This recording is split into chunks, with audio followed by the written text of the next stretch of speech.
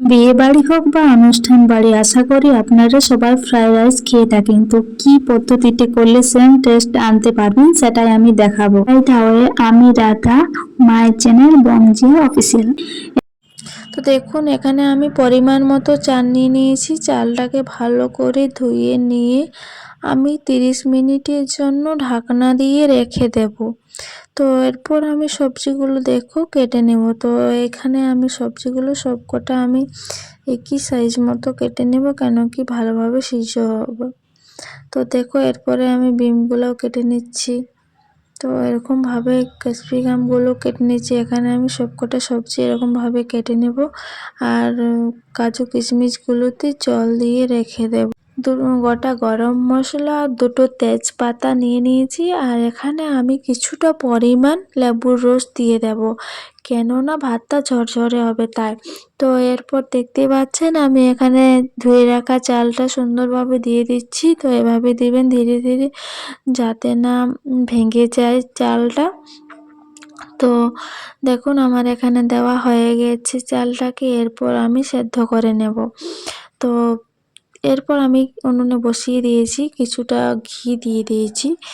তো দেখুন, দেখতেই পাচ্ছেন যে ঘিটা গরম হয়ে গেছে। এরপর আমি সবজিগুলো এক এক করে ভেজে নেব। তো এখানে প্রথম আমি গাজরগুলো দিয়ে দেব। তো গাজরগুলো দেওয়া হয়ে গেলে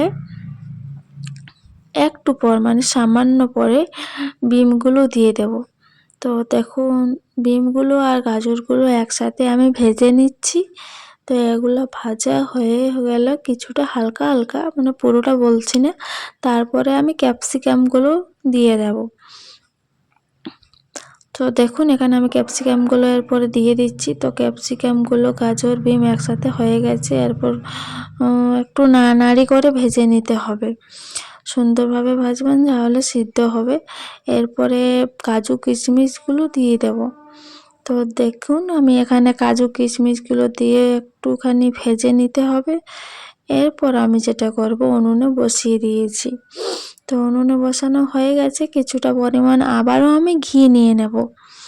তো ঘিটা দেওয়া হয়ে গেছে, দেখতেই পাচ্ছেন ফুটছে, মানে গরম হয়ে গেছে ঘিটা।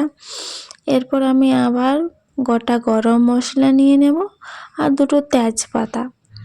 তো দেখুন, এখানে আমি দিয়ে দিচ্ছি ঘিয়ের মধ্যে তেজপাতা আর গরম মশলা দেওয়া হয়ে গেছে। এরপর পাতাগুলো লাল লাল করে একটুখানি ভেজে নিতে হবে। তো দেখুন, আমার লাল লাল হয়ে গেছে। এরপর আমি সিদ্ধ করে রাখা ভাতটা দিয়ে দেব। তো দেখুন, আমি এটা 80% মতো সিদ্ধ করেছি, পুরোপুরি সিদ্ধ করিনি। তো এরপরে আমি দিয়ে দিচ্ছি সিদ্ধ করে ভাতটা। তো সুন্দর করে দেবেন ধীরে ধীরে। দেখতেই পাচ্ছেন কত সুন্দর সিদ্ধ হয়ে গেছে। তো পুরাটা হয়নি, 80% হয়ে গেছে। এরপর একটুখানি আমি চালটাকে ভালো করে ঘিয়ের সাথে নাড়ানাড়ি করে নেব। তো দেখুন বন্ধুরা, কি সুন্দর হয়ে গেছে। তো এরপর আমি ভেজে রাখা সবজিগুলো দিয়ে দেব। তো ভেজে রাখা সবজিগুলো আমি একসাথেই রেখেছি, যেহেতু একসাথেই ভেজে নিয়েছি। তো দেখুন, এটা ভেজে রাখাগুলো আমি ভাতের সাথে দিয়ে ভালো করে মিশিয়ে নিয়েছি। তো তো এখানে আমি 3 রকম সবজি নিয়েছি। তো আপনারা চাইলে ফুলকপি, বাঁধাকপি এড করে দিতে পারেন, বা ক্যাপসিকাম আরও 2 রকম দিয়ে দিতে পারেন। এখানে আমি এক রকমই ক্যাপসিকাম নিয়েছি, সবুজ রঙের। তো দেখুন, সুন্দরই হয়ে গেছে ভাতটা। এরপরে হাই আছে, এটা একটু ভেজে নিতে হবে। তো কিছুটা পরিমাণ চিনি দিয়ে দিয়েছি, আর পরিমাণ মতো এটাতে আমি লবণও দিয়ে দিয়েছি। এখানে আপনারা গুঁড়ো চিনিও দিতে পারেন। আর পরিমাণ গোলমরিচের গুঁড়োও আমি দিয়ে দিলাম। গোলমরিচের গুঁড়ো দিলে ফ্রাইড রাইসের স্বাদটা আরও বেড়ে যায়। তো দেখুন, এটা আমি ভালো করে মিশিয়ে নেব। তো চিনিটা যেহেতু গুঁড়ো ছিল না, তাই একটু নাড়ানাড়ি করে মিশিয়ে নিতে হবে গোটা চিনিগুলো। তো দেখুন, এরকম কত সুন্দর করে ফ্রাইড রাইসটা রেডি হয়ে গেছে। তো এরপরে আমি ফাইনালি যেটা দেব, সেটা হচ্ছে গুঁড়ো দুধ।